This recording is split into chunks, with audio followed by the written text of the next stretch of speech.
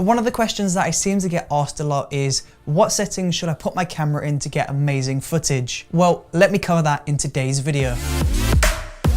Hey, what's up? It's Chris from Brooker Films, and in today's video, I'm talking all about your camera and which settings you should select to get the most cinematic footage out of your camera. So to begin with, you want to pull your camera out of an automatic mode.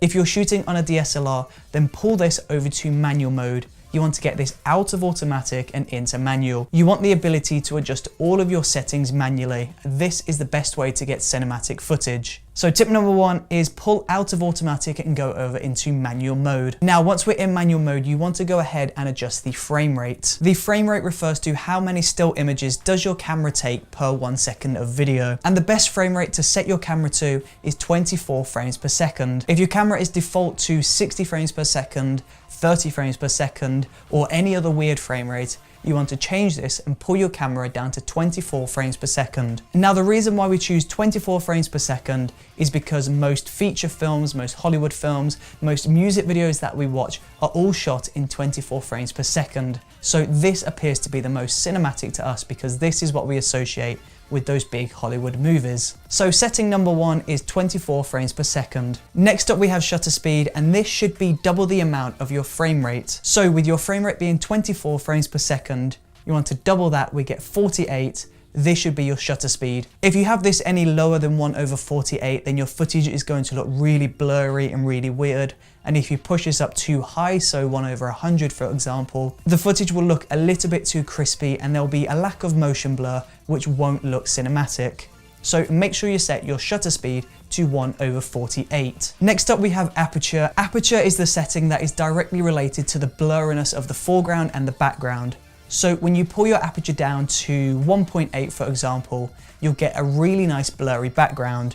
But if you pull this all the way down to f/22 for example, then everything will be in focus. Blurry backgrounds are seen to be more cinematic, so if this is what you're going for, then choose f1.8 or get your aperture to the smallest possible number that your lens can take. So this could be f4, f2.8, f1.8. Just pull this to the lowest possible number that you can get. So to get that cinematic blurry background, we want to set our aperture to a smaller number, so f1.8 if you can. ISO is the next setting that we need to talk about, and ISO is your brightness control. But the higher you boost your ISO, the uglier and the more noisy your footage gets. So to get cinematic footage, you want to keep your ISO as small as you physically can. Keep that as close to 100 as you physically can. If your footage is a little bit too dark, then this means you should add more light into your scene rather than cranking up the ISO. Next up is white balance, and white balance refers to the color of your light. So when you're shooting in daylight, your white balance should be set to 5500 kelvins. And when you're inside, you should be set to 3200 kelvins. It's really important to match the color of the light within your scene to the color corresponding to your camera. So daylight should be 5500, inside 3200. Make sure you film in the correct white balance because not doing so will give you really orange or really blue footage, and that will look really ugly. And the last setting that you need to pay very close attention to is your color profile. You want to shoot as flat as you physically can. When you first buy a camera and you turn it on, everything looks really saturated, there's contrast, everything looks really sharp, and it looks really nice within the camera. But you want to turn this off because you want full control of your colors. Now, each and every camera is different and each and every camera will have a different name. If you're shooting on Sony, then you want to change to S-Log3 or S-Log2. If you're shooting on Canon, then you want to go Canon C-Log. Basically, you want to strip away those colors. So take away the in-camera saturation, take away the in-camera sharpness, take away that in-camera contrast. You want to shoot as flat as you physically can.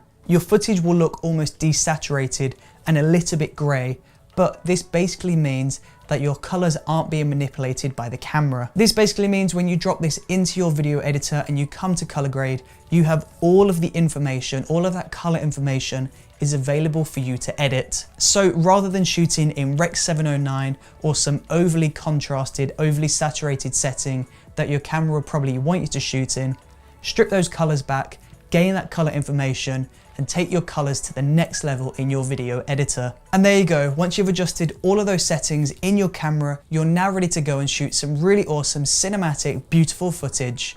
So if this video helped you at all, then please do let me know in that comment section below. And don't forget to subscribe, check out the previous video, and I will see you tomorrow for another brand new video. Thank you for watching.